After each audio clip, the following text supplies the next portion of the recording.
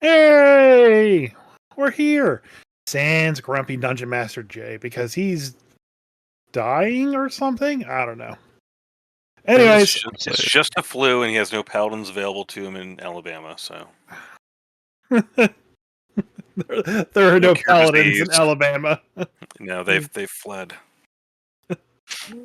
Well, I'm Grumpy Dungeon Master Christopher, filling in the intro for Jay today. Also joined by Dan and Christian, and we're Heyo. gonna do our best to fill in his level of unique grumpiness to the situation.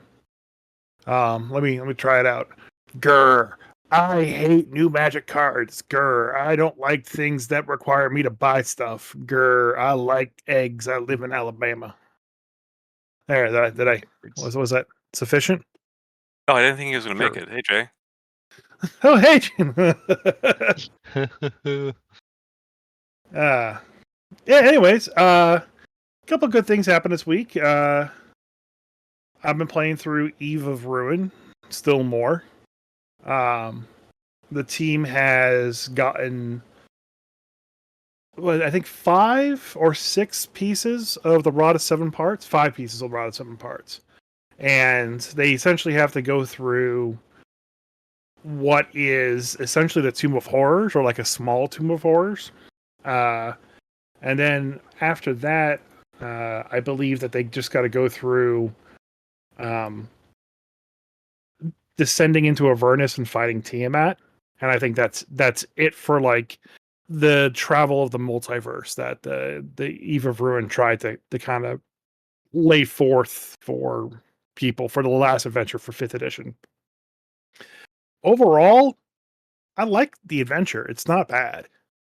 I know everyone panned it when it came out, and I know that everybody really didn't like it. I didn't like how weak Vecna was at the end, even with the statements that Vecna wasn't as full power as he would normally be because he's casting this multiversal spell. But having this little romp through the different planescapes, and like, you know, going to Ravenloft and meeting Strahd, going to Eberron and going through a machine and meeting some Warforged, it's been kind of neat, you know. The players have enjoyed it. They've enjoyed seeing different worlds that D&D has to offer. And it's honestly a good intro to like the grander products that are out there for D&D. Um, it definitely is kind of built for almost like kind of like the Monster of the Week style play that I've been doing with it. The group this week just fought a Kraken for 2.5 hours. So Those uh are kind of rough to fight. So yeah. I think they did pretty good overall. Yeah.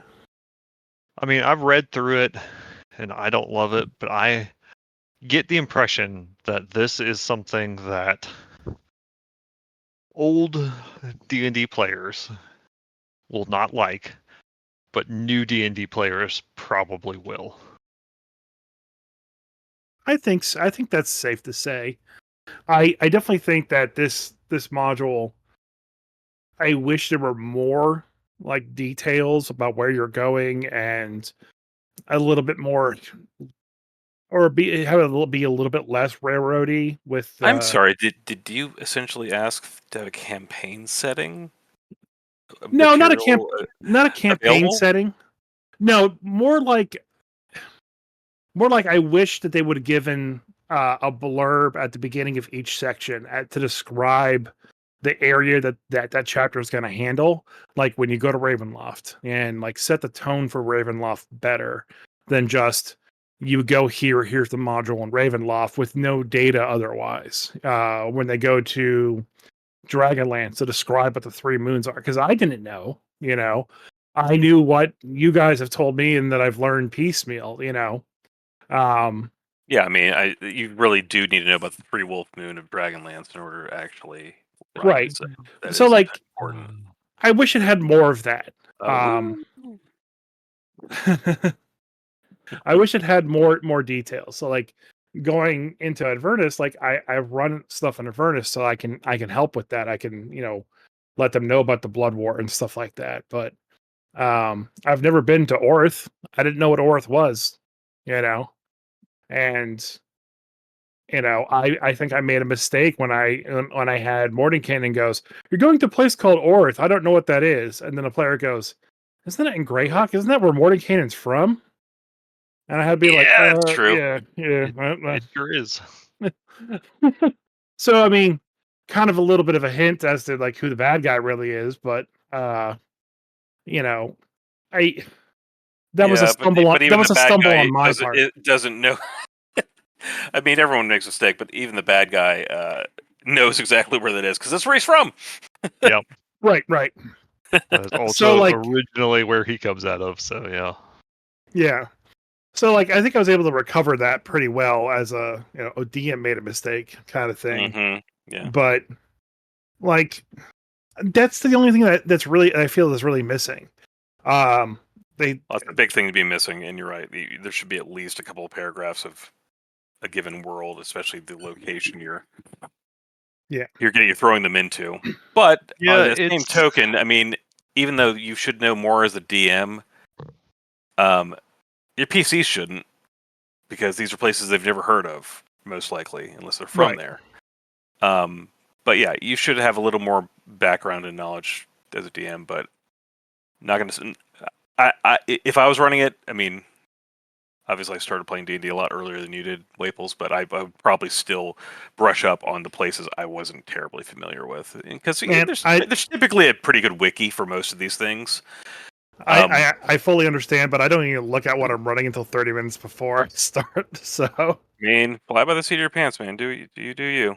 I mean, for Avengers I League, that's what I do. But I don't do that for my home campaign game because I spend hours doing research for that. Mm-hmm. But I'm not willing or able to do that for Adventures League. You know, Yeah. um, so I mean, it's just the nature of the beast kind of thing. Like you come in and here's the module.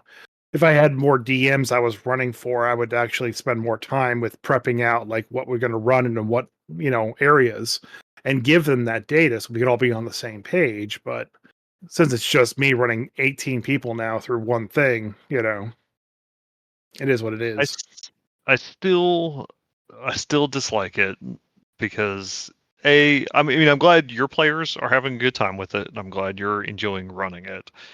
But I don't like that it's very railroady. Like you are, I guess it works well for Adventures League or for It short games does, like yeah. that, where like you are going to do this thing, and like it is just a clear objective. They know what they're doing. For their 2 or 3 hours, whatever in the game store, they could just go and do a thing. And so it's almost like a series of one shots, and I guess that works great. I feel like for a campaign, I don't think this would be fun. I wouldn't want to play in this kind of campaign where it's just like you get to just do this and nothing else. I mean, And I I also I also don't like it though because this was like the last hurrah for 2014 regular 5th edition whatever.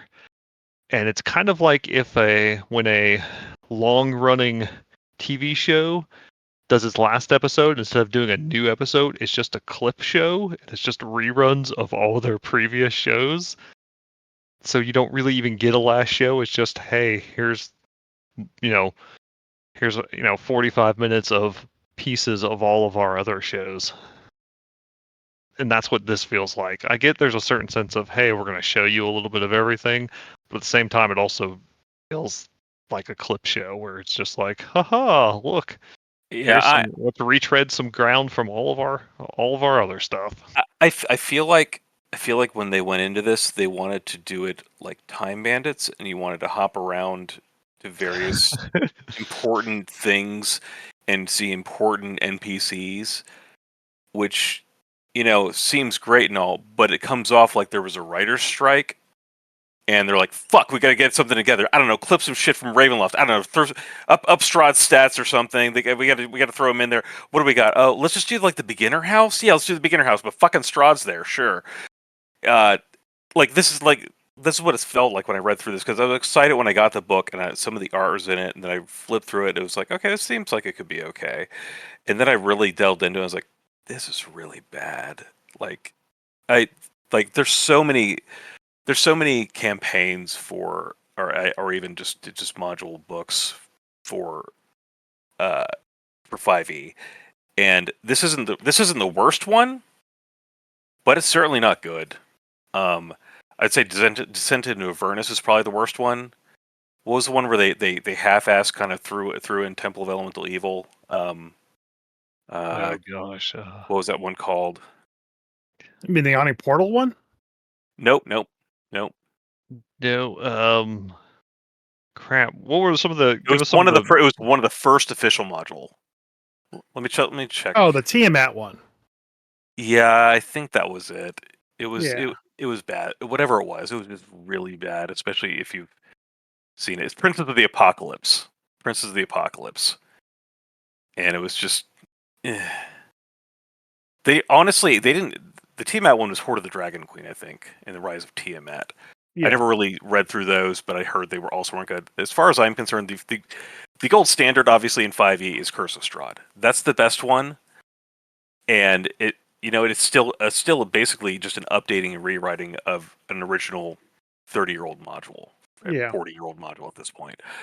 The Dawning Portal ones weren't bad, but they were also just repackaged and updated old, modules from previous editions.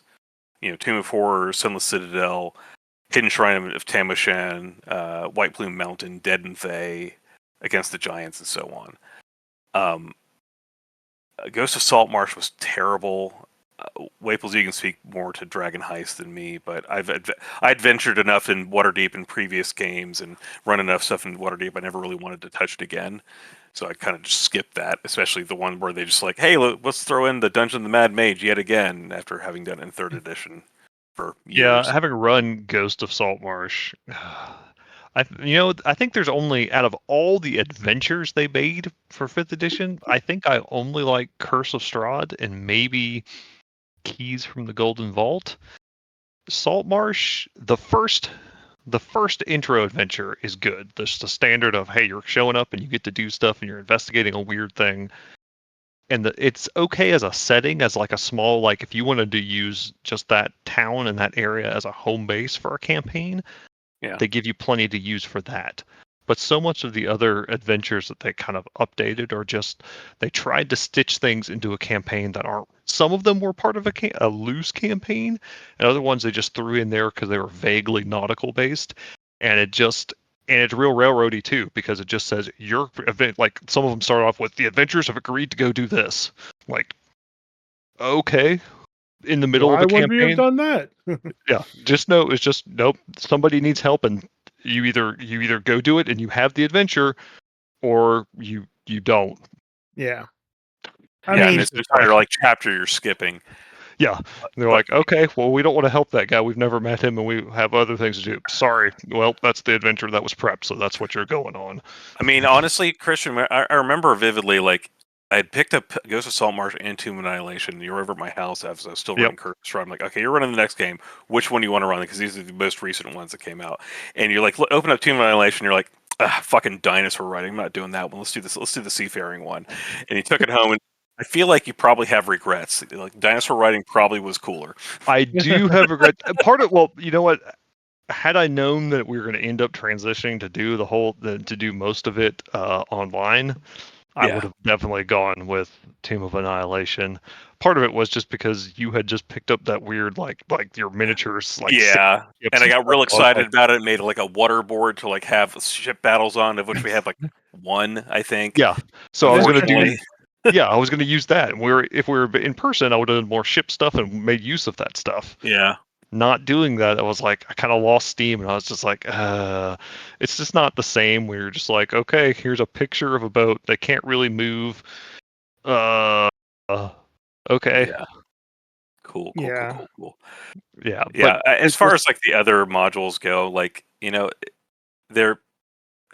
think the ones that they were most successful was pretty much just a compilation of other modules that are of module, like, little mini adventures that are kind of tied together. I really like Candlekeep Mysteries, and I only played through about 5 levels of Keys from the Golden Vault, but I enjoyed that one too.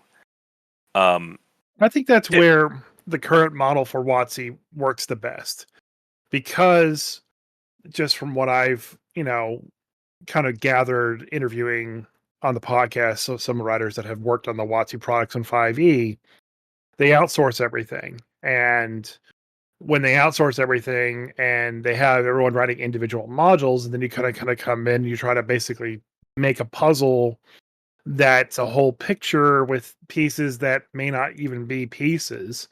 Essentially, you end up something really weird. Um, like when I talked to Jeffrey Ludwig about his Spelljammer stuff, he wrote a bunch of things for that, and the concept pitch to him was is that this is going to be like a Saturday morning cartoon, kind of like a la Flash Gordon, where like there's a cliffhanger after every single story. And so he wrote a couple, and actually one of the ones I didn't like at all was one of his. And the reason why I didn't like it is because its placement within the story felt really forced and very off necessary with happening with what the main story was. And he goes, well, that wasn't the point. That one wasn't supposed to be there. That was supposed to be like 3 episodes earlier, essentially. So it's almost like the Firefly problem.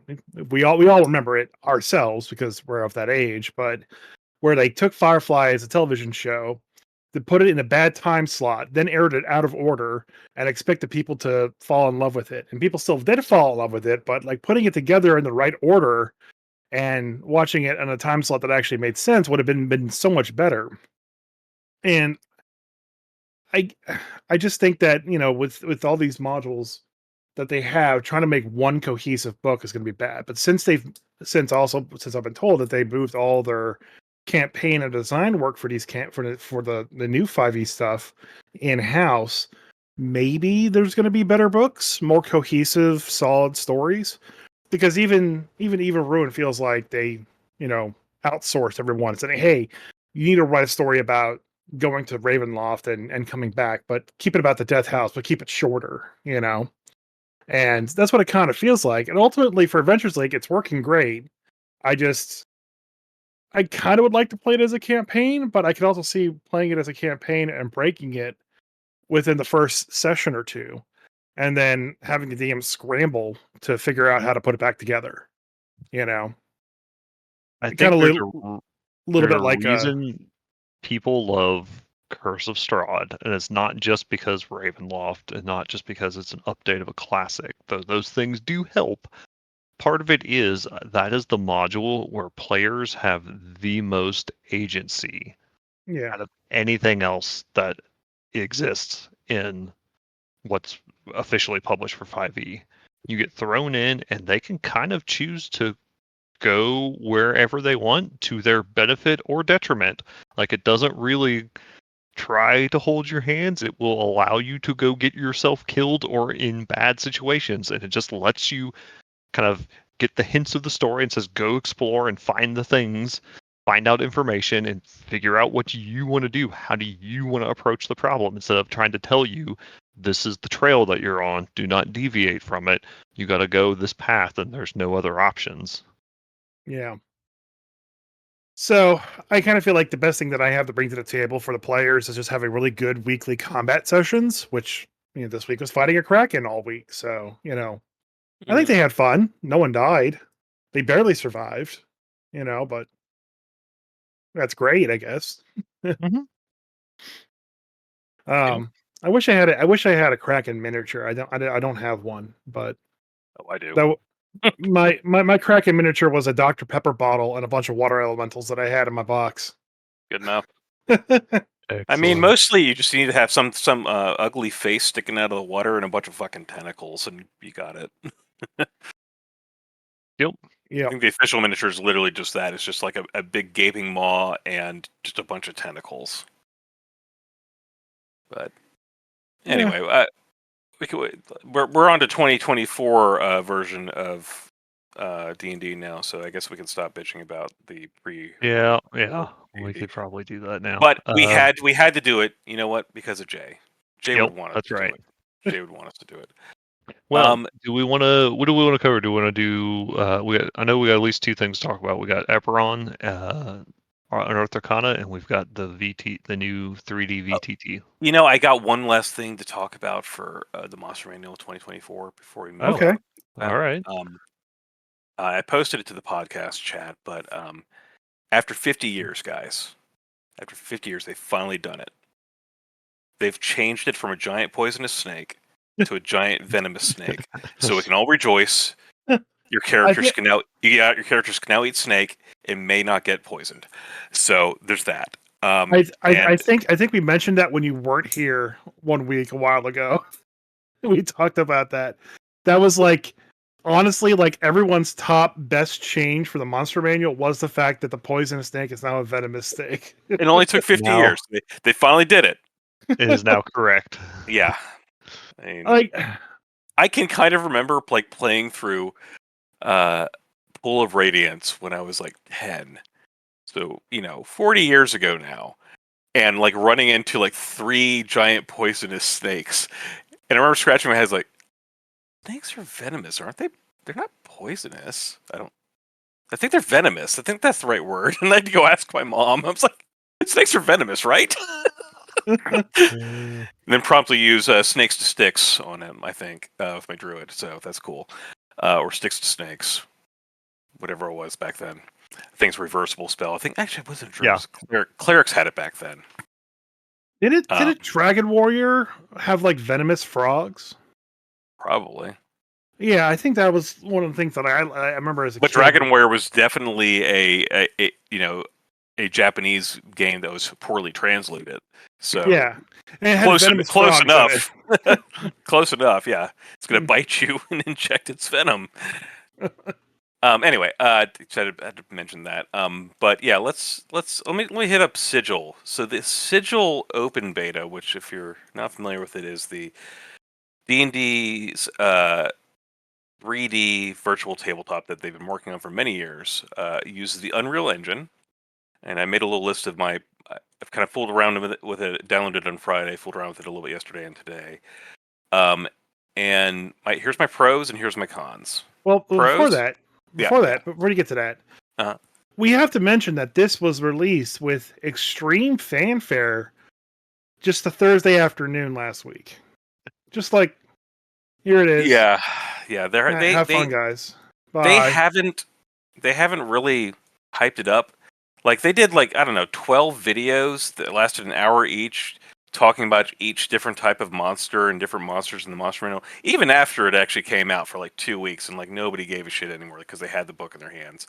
But for Sigil, like there's like, hey, here's an email, Sigil open beta. If you want to come check it out, you can. If you don't, that's cool too, I guess. I would never have known that it was available if Chris had not sent that thing out and said, "Hey, you can download this now." Yeah, the worst part of it, subscribe from D&D Beyond emails, so that's probably true for me too. And the worst part about it too is like, I get a lot of my updates from Facebook. Okay, I follow Facebook Dungeons and Dragons, so like usually when I see something gets released, it's through Facebook. We all have different social medias that we hit first, whether it be Reddit or Facebook or TikTok or whatever. It's still not on the Facebook D&D page that Sigil came out. All right. Like, it was just like, I happened to see it in the email because I was looking at my email because a dog bit me. And it's still nothing. They're still talking about the monster manual, and they're talking about the Magic Con and the D&D game with the guys from Baldur's Gate 3. That's the only news I've seen on any of their social medias. They still haven't mentioned on any of the social medias that I follow that Sigil has come out. And this is as of Sunday when we're taping this. So when this is Tuesday to hit, maybe they've released more information or actually announced it someplace. I don't know. But I'm shocked that they put so much effort into this product, making this product what it is, hyping it up a year, 2 years ago, ruining the OGL because of it, because they wanted to trademark special spell effects, causing the big rift in the VTT environment, but saying at the same time, it's like, we're going to release something that's going to blow your socks off and it's going to revolutionize VTTs. And then just Wednesday, some dude named Daniel posts something about it that it's live for you to download and start using right now. Like, what the fuck? Like, you really gave up on it that fast? It wasn't even out. It felt like you guys have already written it off as a loss. So why would I give a shit to look into it? And honestly, that's the situation that I'm in right now. So why would I give a look at the shit to look into this when you guys don't give two fucks about it? And So So apparently it's been in the closed beta for a while, but yeah, even looking at the D&D Reddit subs, D&D Next and one D&D, like there's 2 or 3 threads going that have maybe 5 to 20 comments in it, when other ones have like 80 comments, 90 comments, various, you know, over 100 for various things, for builds and questions on 2024. But like, yeah, it's not getting any hype for sure. But then again, it just came out 3 days ago. People haven't really done much with it, and maybe they will release some stuff. But I fiddled around with it enough that I feel like I can at least give a list of pros and cons, as I have been running on VTTs for quite some time now. okay, great. So here's my pros and cons. Pros: it's a 3D environment that's not terribly difficult to build a map in for encounters. Uh, I would say that with a little bit of practice, you could build some pretty decent looking encounters fairly quickly. Uh, I would not want to map out an entire fucking dungeon in this thing, but like, if there was an option, if I were to buy like Curse of Strahd again and it came with the entirety of Castle Ravenloft in this environment, that'd be fucking cool. That'd be great. Yeah. Um, Characters can be copied over directly from D&D Beyond using Sigil, which is kind of cool. Uh, Tokens are still an option in the 3D environment, which is probably important to note because I'm pretty sure you're going to have to pay for all your 3D tokens. I think that's how they're going to get you. Because it costs only $4.58 a month, which if you're a subscriber to Roll20, you'll know that you pay $5 a month, BT dubs, or 10 for a plus or a pro account. The 3D tokens are kind of neat. If you have a monster entering the field of battle, maybe it was hidden or burst up out of the floor or something like that, it makes a sort of an animated effect and will make a noise and basically indicate that something just popped up there. So like one of the things, like in this little 1 hour module that they give away with the Sigil, an Ankh egg comes bursting through the floor of the tavern that you're in, and it makes a big noise, and as you reveal it, and it's really cool looking. It's also really easy to track status effects on given tokens, which I like a lot more than Roll20.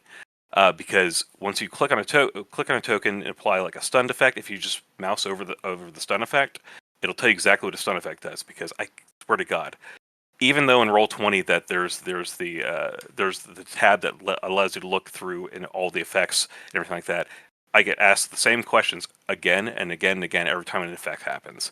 And I'm like, guys, it's literally right there. Like, you can just type it in and it'll be there. It'll tell you exactly what it is. I paid for all of the books to be shared with you guys.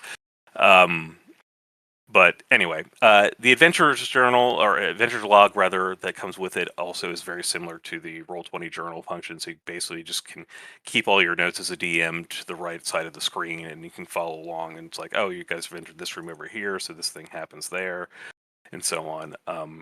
Yeah, it's the compendium on Roll20 where you can just search for it. But like, I don't. And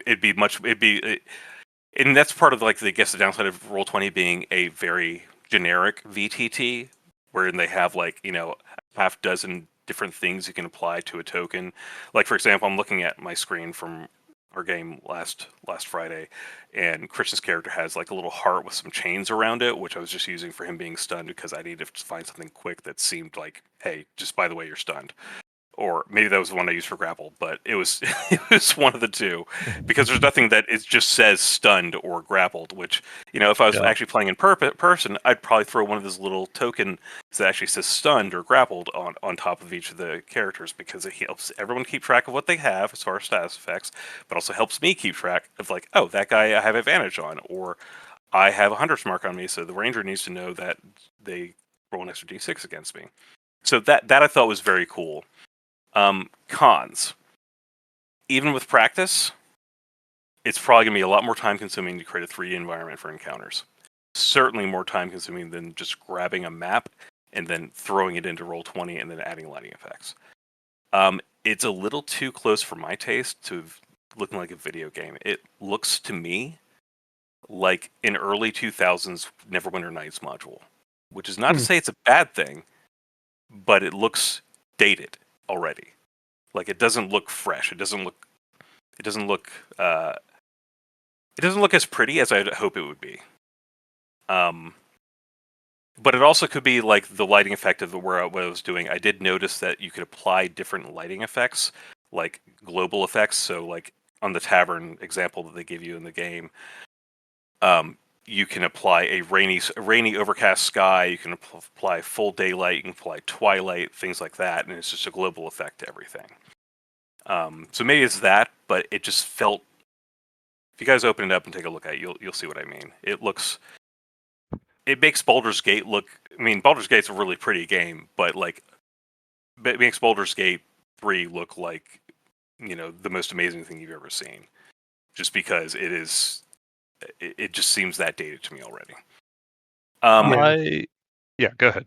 The pricing on this thing, like I said, it's $4.58 a month for Sigil, which I thought it was originally it was included with like D&D Beyond's like Master Tier or whatever the heck it is that you guys pay for D&D Beyond, or I guess Chris does. I don't pay for it.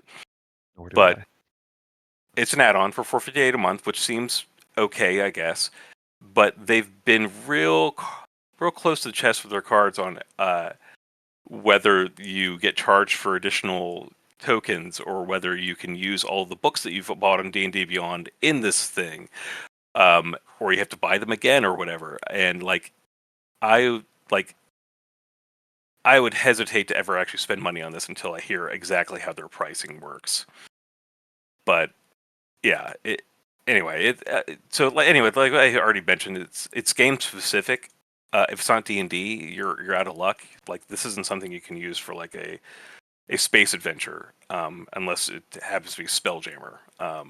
Whereas like Roll20, Foundry, Tailspire, they're all generic, so you can use whatever system you want.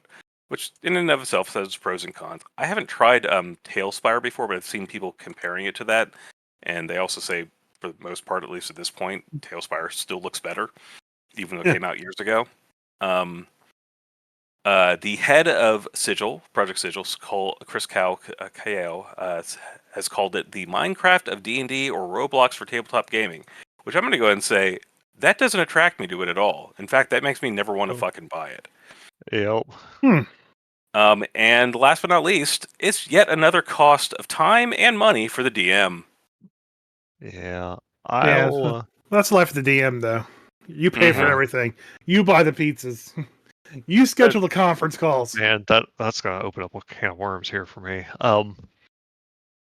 I played around with it a whole little bit, not a whole lot at all, so I don't have as much experience of putting it together, but enough to just add in a couple thoughts here. Yeah, one is if they don't allow you to use everything you have in D&D Beyond in that, I think that's a deal breaker. I think that's bad business for them. They're going to shoot themselves in the foot if they think you're going to buy all your D&D books that you already bought in D&D Beyond again just to use this 3D VTT. So I hope they don't do that. I hope that you can just bring everything over.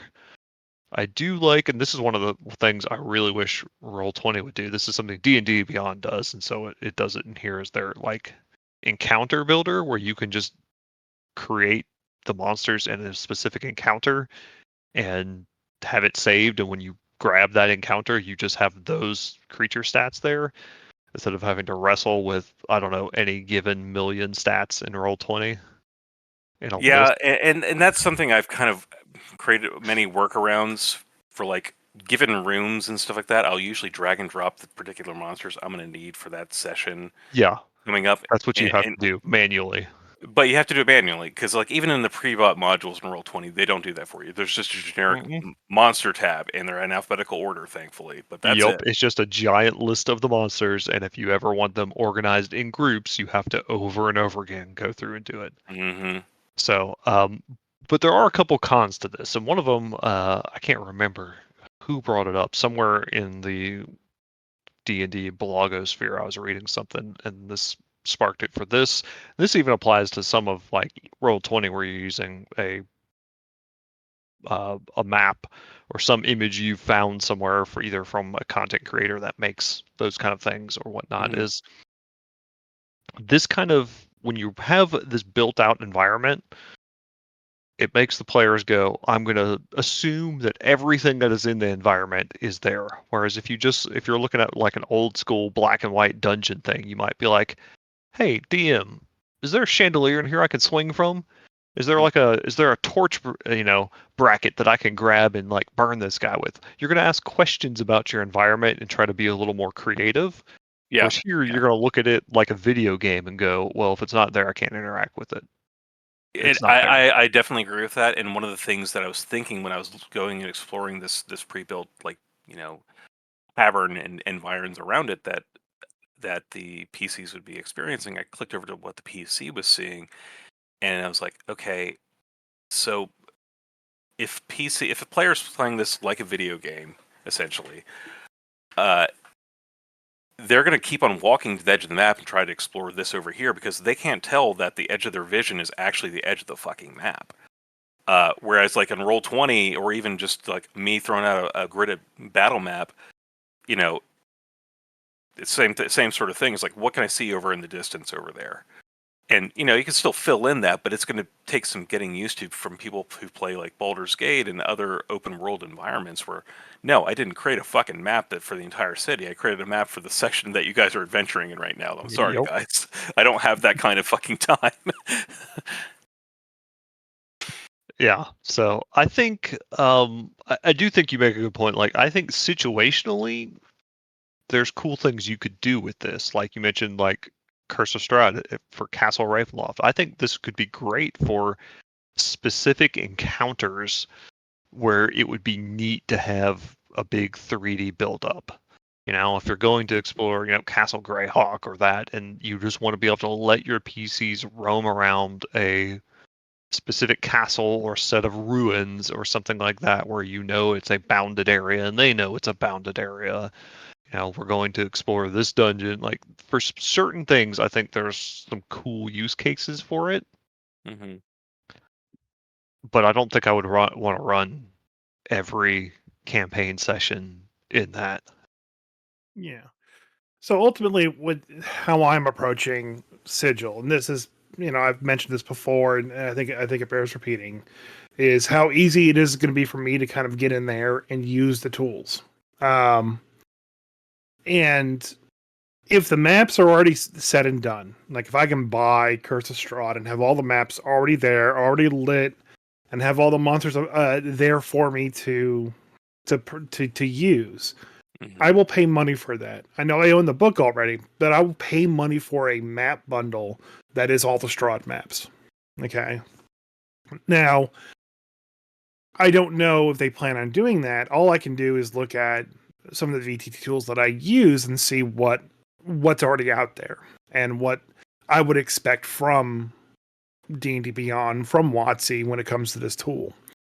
Yeah. So I put 2 links in our podcast chat on our Discord. One is to Mage Hand Press's module called the Lost Owlbear, or the Last Owlbear. Okay. The Last Owlbear, yeah. And one to Pathfinder 2nd Edition Kingmaker. Okay. Now, the Last Owlbear is pretty neat. It's a one-shot-ish kind of thing. It's a level 5 adventure. It has some tokens for you to use. It has a bunch of journal entries that basically are like the text to run the module.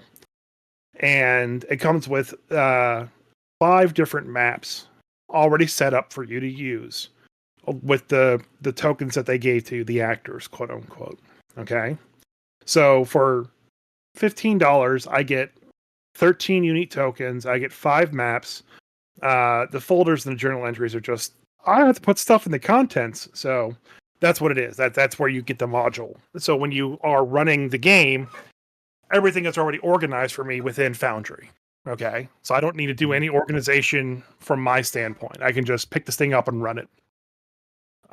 If you look at the Kingmaker link, it's $115, but it's everything.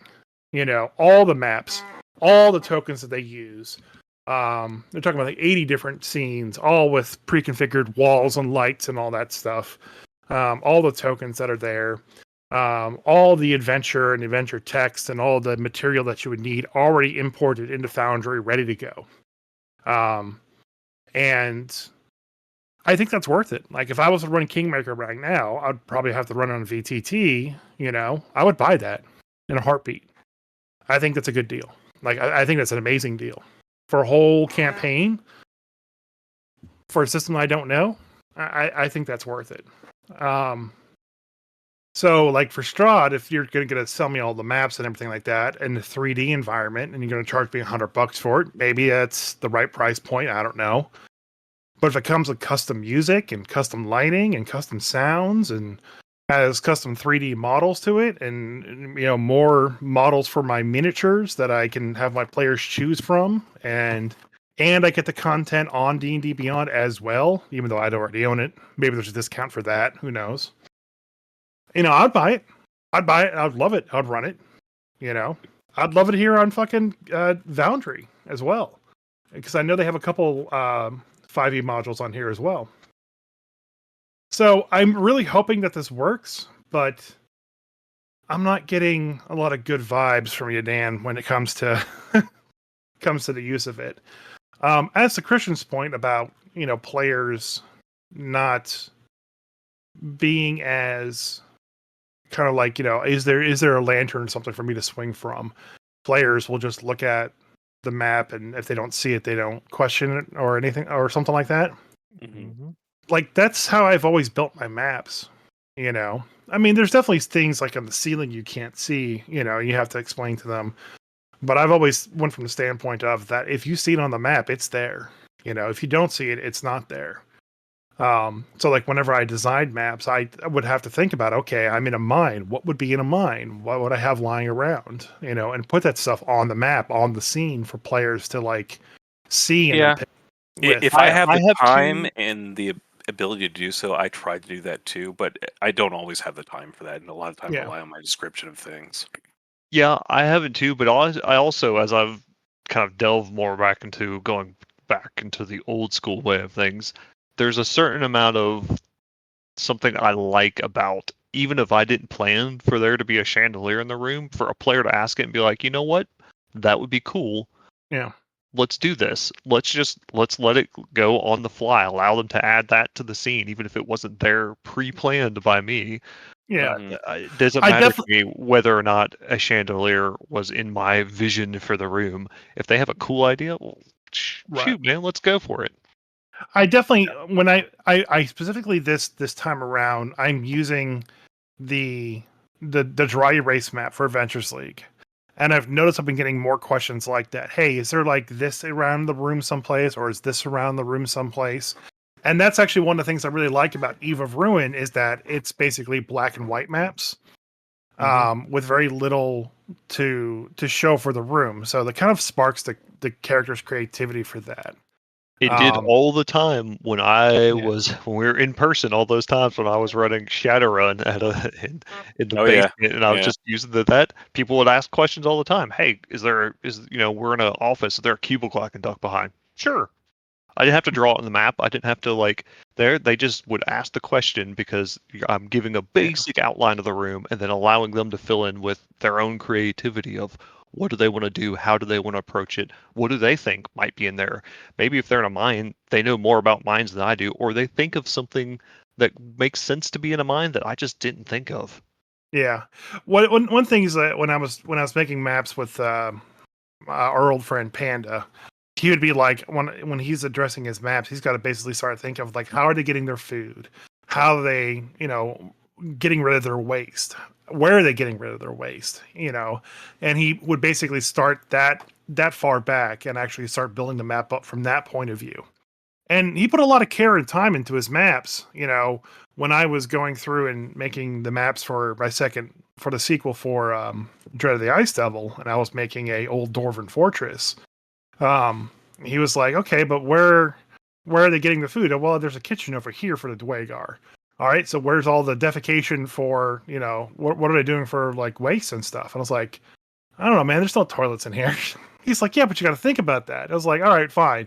I had to put chamber pots in all the fucking rooms that would have like them sitting around and stuff. Like, all right, here's the chamber pots. Are you happy? I was like, all right, now where does the guy live that has to do with the chamber pots? I was like, you know what? It's the shortest Dwagar. That's the one that does it. He lives on this bed right here. I made a small bed. He's on shitter duty. Yeah. He's the guy that's eternally on shitter duty. Mm-hmm. Mm-hmm. So like, I hope that's my I hope the 3D tool has that level of detail that I can add to it, because I got to think of how it looks online to people. Because if I want to move over to this tool, I got to have it be good enough to be displayed and interesting enough for people to watch. Kind of like I was really hoping to see that when they released Sigil. Like, Yeah. here's us running our game in Sigil. Here's us, Yeah. going through this campaign in Sigil, and there's none of that. And it That's why I pisses Yeah. really think this is they want you to run everything in it, but I think this is something like a specific, like big set piece kind of encounters. This will be good for. I think there's better tools to run the other parts of your campaign in. The problem Yeah, with and it that's just probably being what I used would for do big with it set too. piece encounter, though, is that you're not experienced enough to really run it well enough to make it worthwhile to do it if you're not using it all the time. And your players are also going to be confused trying to get adapted to it. To take probably 2 or 3 sessions to get everybody to try to really figure out how it works. And it would probably take a DM at least 4 or 5 sessions to really get quick with it. But yeah, it would be. You're right. It would be awesome just to use it for a set piece encounter, like Castle Ravenloft, where you're going to be there for a few sessions. But I certainly wouldn't want to put that kind of investment into it necessarily if it was just for those sessions. What I would really like to see is that. Have you guys seen Arkenforge before? Yeah. So it's a virtual tabletop that basically if you use it on a TV or something like that, or you can use it on a sort of touch screen or even a projector or something like that. You can basically integrate 3D miniatures in person with the space that you've created on the map. It can be a 2D map or 3D map, and you can have your 3D your actual real miniatures moving around and uncovering the fog of war of the map as you're doing so.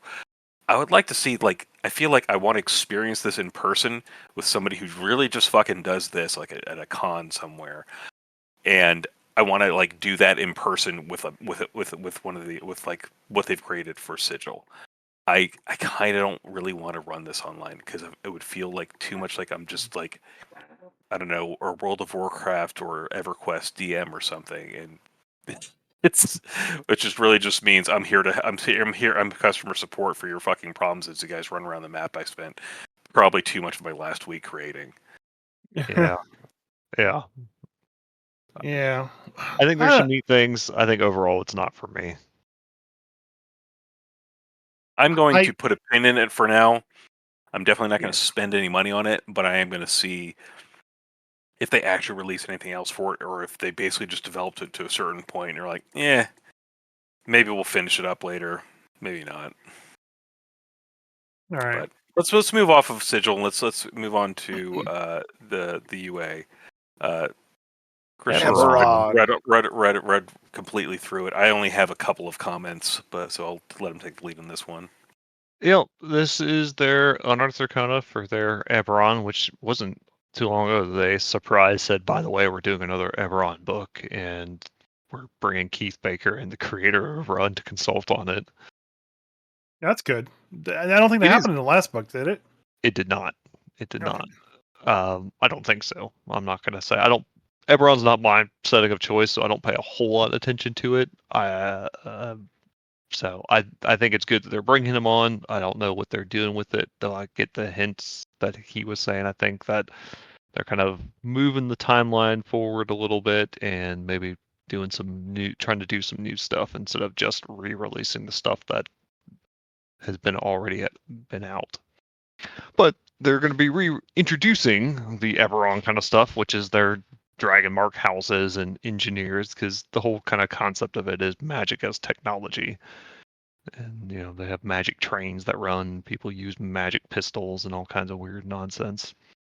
So that's why the Artificer is coming back and as the class that's being introduced with Eberron, which I think is good. I saw some people when 2024 was coming that they really wanted the Artificer to be in the core book, and I'm really glad that it's not.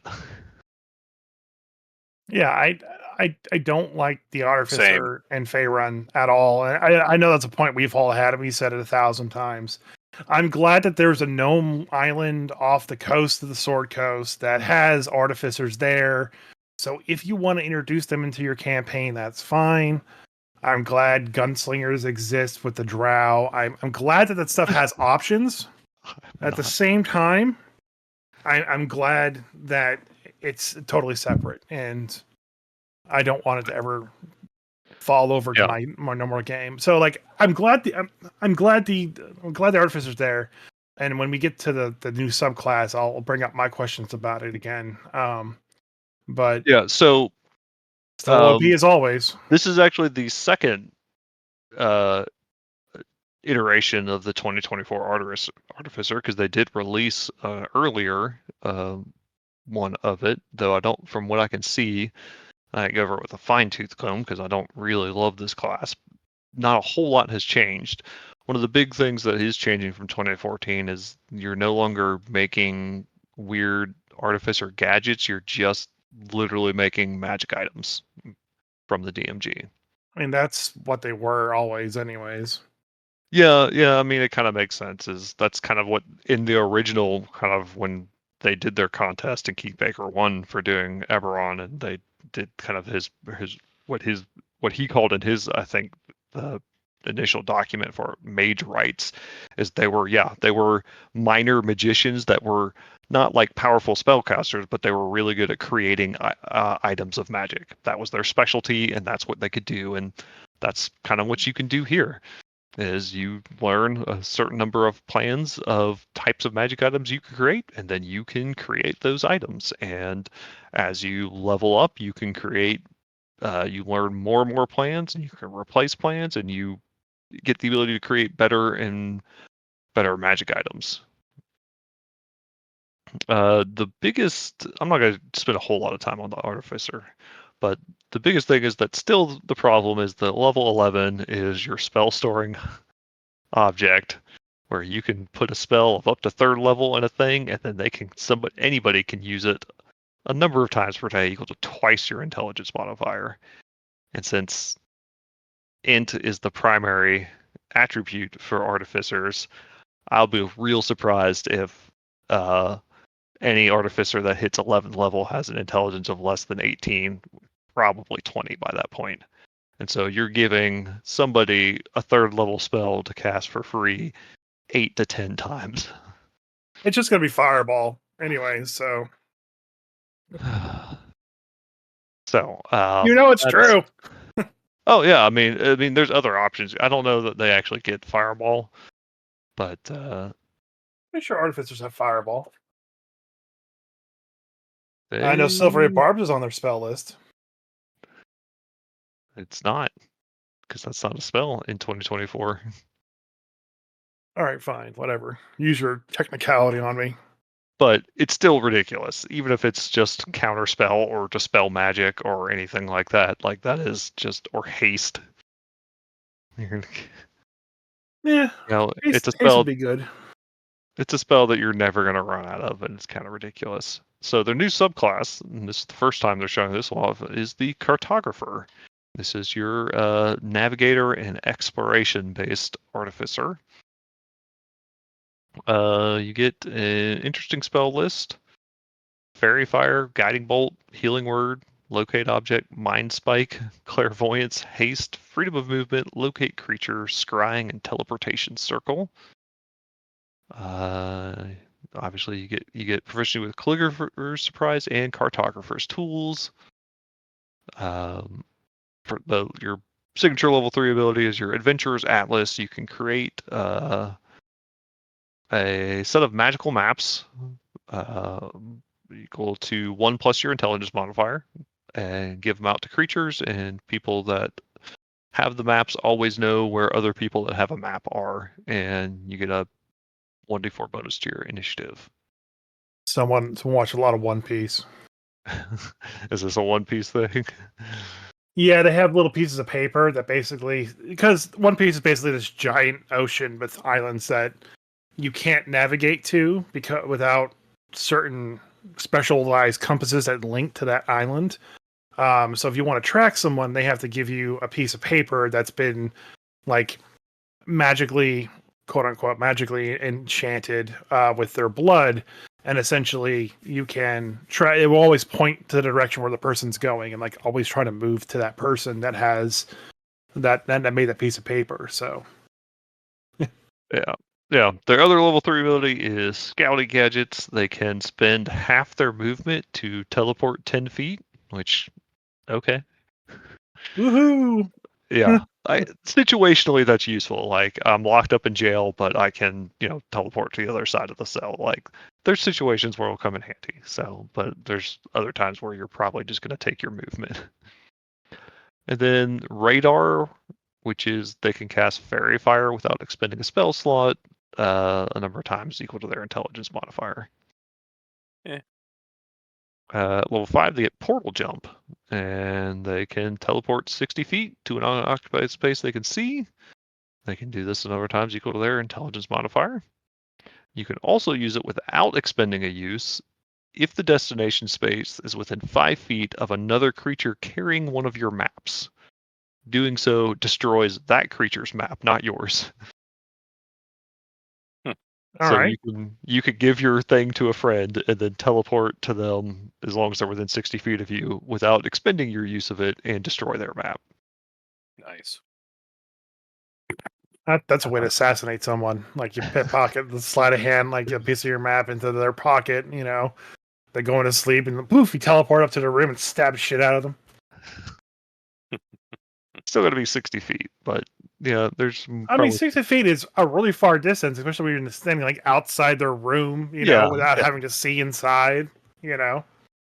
Hopefully you don't like materialize like in the pocket that they're like there. Like you start like forming up from that location of the map. You just start showing up in people's pockets.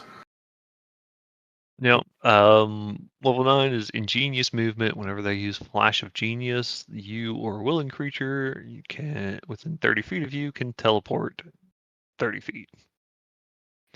So lots of There's too much teleporting. fucking teleporting in 5th This edition, is just man. the teleportation class. So 15 is their Superior Atlas, where they get Safe Haven. When a map holder is reduced to 0 hit points but not killed, they can destroy the map, and the creature's then teleported to within 5 feet of another map person and is stable. All right. So you get to be next to a friend of your choice, and you're stable, not making death saves. Yeah, it reminds me of what is it? The Genie Warlock. Yeah. I think had an ability very similar at that level, where basically, like, if you somehow bind to that, uh, bind to their particular bottle, then you think you end up essentially being death warded. Essentially, whatever would kill you drop down to 1 instead, or something like that. Been a while since I've looked at it, but what's it called? Sanctuary Vessel.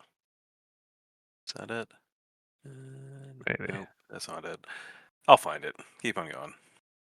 They get Unerring Path, where if you're holding your Adventure's Atlas map, you can cast Find the Path without expending a spell slot or preparing the spell once. And then you get Unshakable Mind. While at least one map created with your Adventure's Atlas still exists, taking damage can't cause you to lose concentration on your Artificer spells. So that's a new subclass. They teleport around a whole lot. And they have weird maps that let everyone know where they are. Okay. So you hand out maps to your entire. You hand out maps to your party. That way, your party, if you split the party, you always know where the people are, or if they're invisible or whatnot, you always know where they're at. Mm-hmm. There's a spell to create a homunculus, which is using the new kind of standard summon or create things where it gets a stat block and depends on the level of the spell you use to cast it, but you get a little homunculus. It's kind of neat. I like that. They have a few new magic items here, including radiant weapons, a mind sharpener ring, a manifold tool, a multi-tool, boots the winding path, a repeating shot weapon, a repulsion shield, which is kind of neat. It has 4 charges, it's +1 shield, and when you get hit, you can take your reaction to push the attacker 15 feet away from you. Not bad. Yeah, that's kind of neat. And a spell refueling ring, which just, it's like a pearl of power. It just gives you a spell slot of level 3 or lower back. I like how in the art for the Eberron they have an elf that is holding a ray gun, and it's straight up a ray gun. Yep. And she's dodging out of the way from it looks like a drow, but I don't think they have a drow. They had the shapeshifters there that look kind of like drow with like the grayish, bluish skin. Yeah. They changed them. Yeah. And then they have a robotic chicken firing a laser beam. Like, that's what I want more of. Well, Eberron was what brought the Warforged in too. Warforged are my favorite. So, the way they do dragon marks now, dragon marks are feats, and one of the things I do like is they talk about dragon marks in there for all of them is the prerequisite is Eberron campaign. So they are limiting this stuff by telling you these are meant for Eberron. This is not meant to be a book you pick up and then wander into any other random D&D game and bring this stuff into D&D, into Forgotten Realms, or just any generic D&D game that is not Eberron. So I guess this Right. is helpful for people like you that are running Adventurers League, where people just show up with characters. I mean, You know? that's already a set rule within Adventures League is that, you choose a setting and you're stuck with that setting and the books for that setting. So like we don't have Warforged, but because I pretty much have an open table, I don't care. Myself, like as long as you know all the rules to the character and you can play it without spending 45 minutes looking something up, I don't care. But then you can't log it though. But no one logs anything anyway, so oh well. But yeah, so they're doing these the new way they've done recently with feats, where I'm guessing they don't have it in here, but I'm guessing these are your initial Dragon Mark feat is probably going to be an origin feat. So I'm guessing there's going to be a background in Eberron that is like Dragon Mark something or whatever, and that gives you one of these feats. That gives you the ability to pick a Dragon Mark house and get that associated feat. I would hope so, but I thought like the dragon marks were something that was like in addition to that's how it was balanced. So it was in addition to your class and your feats and everything. Having it eat up a feat slot kind of makes it. If it's an origin feat, it doesn't. It would make sense for your initial one. Okay, yeah. If the origin for an Eberron character says include one dragon mark for free. Yeah, because dragon marks weren't but not everyone in Eberron had dragon marks. If I remember, there was specific like noble and or merchant houses or whatever that were, the dragon mark house, and those people had marks, and not necessarily every character did. Yeah, So I'm because guessing they're that, more than just a magic tattoo. yeah, I'm guessing you're going to get some sort of background that will say, hey, house member or something like that, or faction, kind of like the was the one in the Planescape book that was, planner philosopher, and then you chose which thing you were associated with, and you picked one of the feats based on that. And I'm guessing you're going to get a background like that that's going to say, hey, Dragon Mars house member, pick which house you are, and that house gives you, X, uh, Dragon Mark feat, origin feat, because there's a feat that looks like there are first level feats, and then there's like the greater Dragon Mark ones that are level 4 plus, and then requires the prerequisite Dragon Mark. In each one of the marks, there's detection, finding, handling, healing, hospitality, making, passage, scribing, sentinel, shadow, storm, and warding. And you can only have one type of mark. So if you have, mark of detection, that's your only one. You can't have that. Locks you out from having any other dragon marks. Seems to be more greater marks than there are regular marks. Maybe scribing, passage, warden, or maybe they're just didn't. No, it just goes over the column. I think they're the same. Oh yeah, you're right. Okay, there you go. But yeah, you get they're the same ones that have always existed in Eberron. I think you have your mark of detection, which is divination based. Your mark of finding, which is another different type of divination based. They all give you a couple of abilities, and then a list of spells that you get if you have the spellcasting or pact magic feature. Oh man, they're great if you're a sorcerer. Yeah. Any spellcaster is great because they just add spells to your spell list that you always have. That you always have.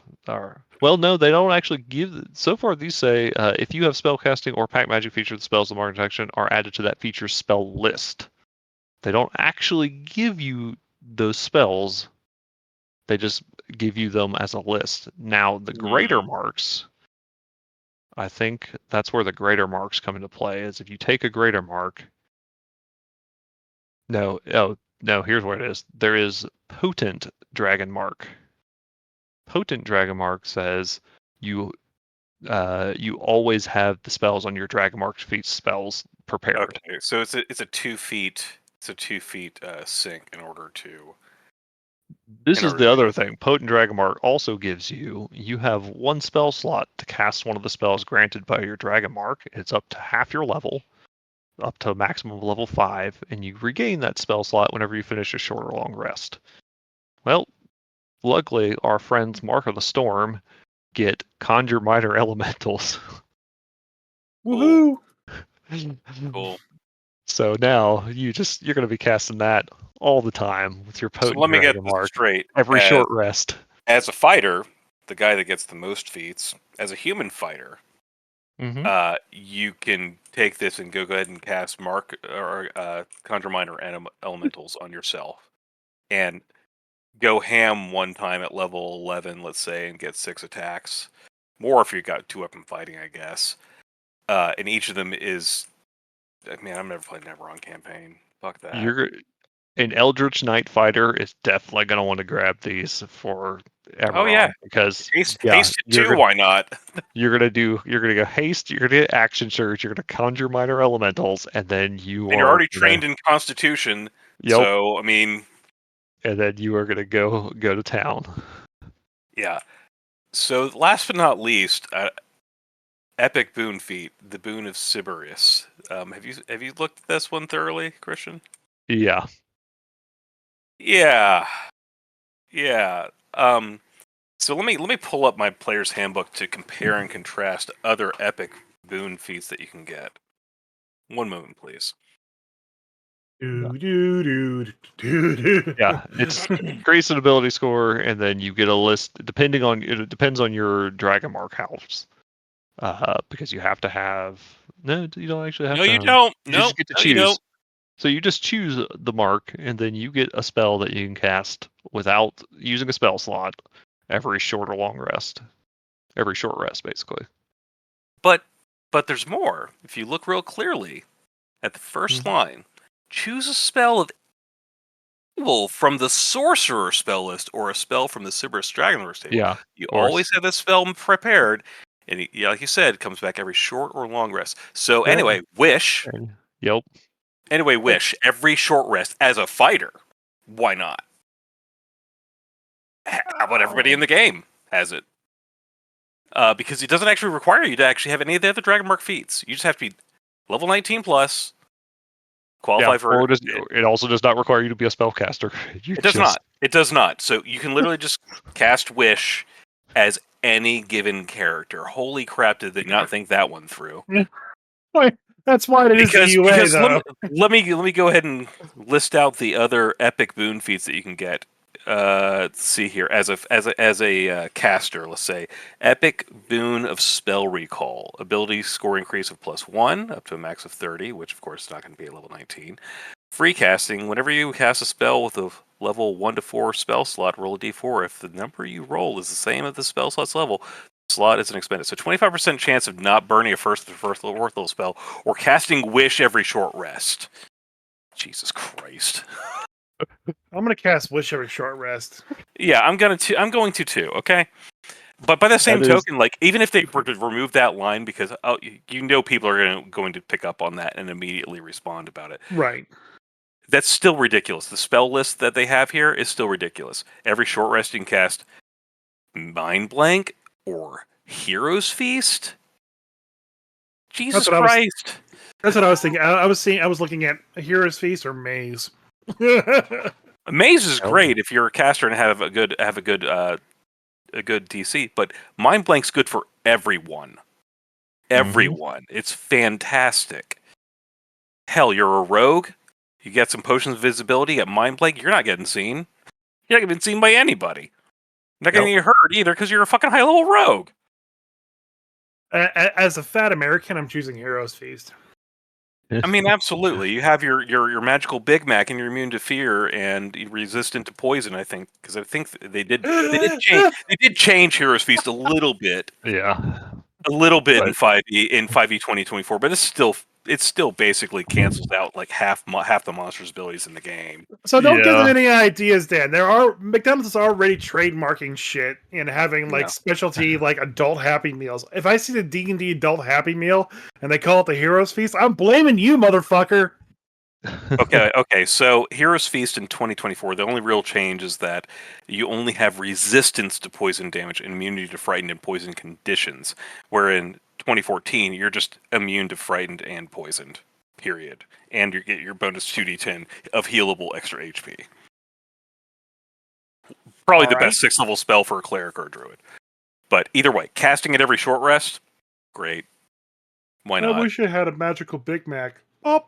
Yeah, most of the other Dragonmark feats in general are just fine. They're cool little stuff, and they make sense for Eberron. Everybody gets some sort of neat couple of abilities. Yeah. But that epic boon is, I hope they catch that, but they didn't catch Conjure Minor Elementals, so even though everyone was like, hey, do you guys realize what this spell means? Yeah. Well, let's go ahead and double down on it without any errata and go ahead and give like a fighter that or a ranger or whatever. Yep. I feel like you're going to see everyone in the Eberron campaign that makes it to high level pick up this and be like, sweet, we all got wish, great. I mean, that's the ultimate thing, as we've stated a number of times. No one plays at this level anyway, so who cares if you get wish? Everyone gets wish on a short rest at level 19. You're not going to get there. You say that. Yeah, I do say that. No. But yeah, anything more from Eberron? No, I don't think so.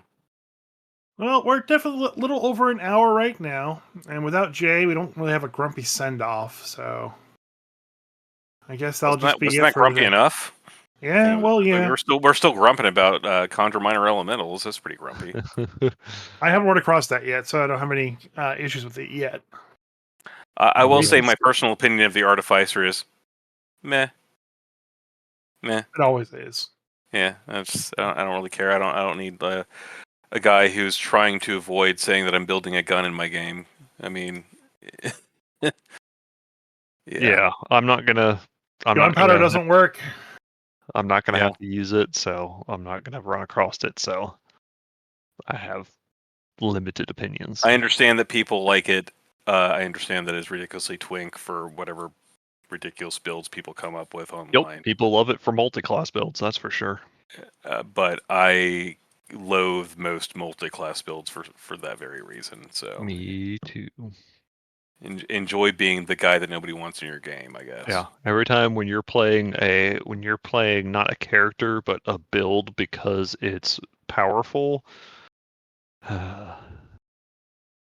Yep. Yeah. You're the type of person I don't want in my game. Is that? Yeah. All right. Yeah. Well, that'll do it for us today. This week, next week, Jay will be back hopefully. And if there's anything wrong with the podcast this week, it's Jay's fault, not mine. Definitely, he should have made his con save. Yeah. Say bye, everyone. Should have had a Hero's Feast. Goodbye.